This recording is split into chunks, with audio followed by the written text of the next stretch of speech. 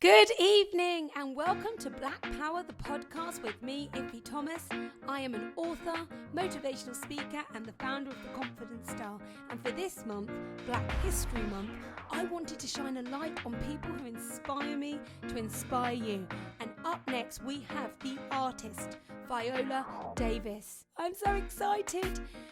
I don't have to read a synopsis. I don't even have to watch a trailer.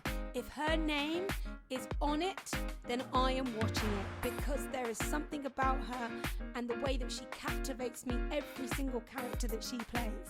Here she is, Viola Davis. Because I was brought up in such a challenging situation, I think that it required me to live a more examined life if I were to get out. I had to dream big. There was no room for failure. And so therefore I couldn't go the normal route.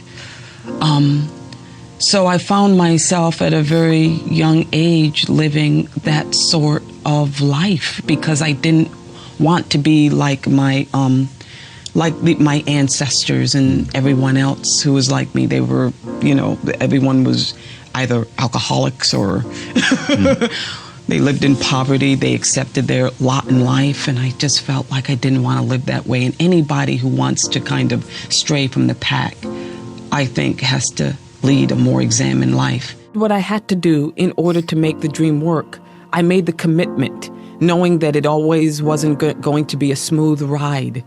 But I felt like my only two choices was to either make it or not. And the not wasn't an option. So I paid whatever money I needed to pay for the public transportation to get to acting school when I was 15. And I did whatever I had to do to get my undergraduate degree in theater. I did the work. And I knew that there was no skimping on the work. In third grade, this kid was always teasing me. I won't mention his name. But he was always teasing me, calling me, you nigger, you black nigger. It's just every single day. This is way, way back when. So one day I said, I'm going to get him. He was considered the fastest runner in Central Falls. And I said, I'm going to beat your butt. I'm going to race you at recess. You're not the fastest runner in Central Falls. I'm the fastest runner in Central Falls. I probably flipped him the finger. I was a vulgar kid too. I could give it as much as I got it. So at recess, we decided to race and the whole school was involved. Everybody in the school heard about it and all the boys and some of the girls were on his side, just screaming for him. And I had my 3 or 4 friends on my side. And we lived in such abject poverty. I remember that we wouldn't keep up to date with the shoes. So my shoes were maybe a size too small. And it was the dead of winter.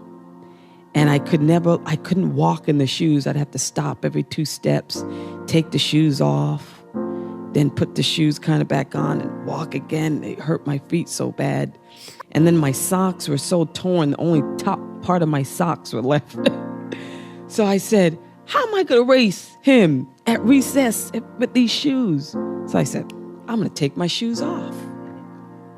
Take my socks off. I'm going to take my shoes off in the dead of winter in the concrete. And I raced him. And I beat him. And I thought to myself, it's only been recently that I thought to myself that everybody was cheering and cheering, and he was saying, you didn't beat me, it was a tie, you didn't beat me.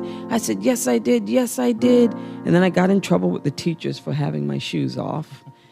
And but nobody noticed that I didn't have any shoes on. And it's a metaphor for life, because nobody knows that when you come to the race, you don't come with the same set of tools as everyone else. That even when you come into the race with a deficit, you still have to run the same race. And that's the metaphor I use for my career, that you you can't be perceived even as the black actress who doesn't get the same kind of roles as the white actress. You got to run the same race. You got to give the same quality performances. You've got to have the same standard of excellence. Even though people know that you're coming to the race in a deficit, that's just what life is about, you know? Thank you so much, Viola Davis. You are an inspiration, and it's wonderful to see you on the big screen and to get captivated by all your characters. Keep doing what you do and keep inspiring me to inspire others. Thank you so much. And that analogy of running barefoot, even at a disadvantage, that will stay with me. That has created a picture in my mind, and I will use that moving forward. Good evening, everyone. You've been listening to Black Power, the podcast with me, Iffy Thomas. Hope you have a wonderful evening. Tune in tomorrow, every single day of this month, Black History Month. I will be shining the light on people that inspire me to inspire you. Good evening.